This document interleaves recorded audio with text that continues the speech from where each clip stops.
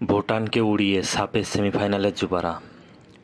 সাপ অনূর্ধ্ব-19 চ্যাম্পিয়নশিপে নিজেদের প্রথম ম্যাচে মালদ্বীপের সঙ্গে ড্র করার পর আজ ভুটানকে ৩-০ গোলে হারিয়েছে বাংলাদেশ।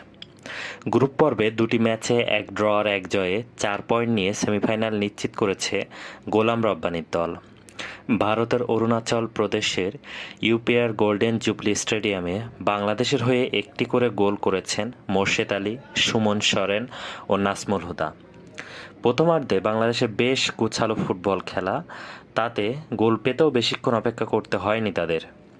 ১৩ মিনিটে একক প্রচেষ্টায় ভুটানের রক্ষণ ভাঙেন মোর্শেদ আলী।